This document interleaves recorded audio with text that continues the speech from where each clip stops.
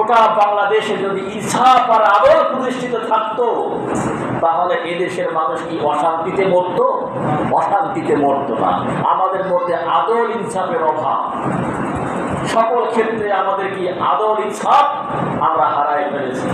বিশ্বকবি কবি সম্রাট আল্লামা ইকবাল রাহমাতুল্লাহ আলাইহি বলেন, সবক পর ফির সাদাকাত কা, सबक पर फिर सदाकत का, अदालत का, शुजाअत का लिया जाएगा तुझसे का, दुनिया में फिर इमामत। আল্লাহু আকবার বলেন। কি বলছেন তিনি?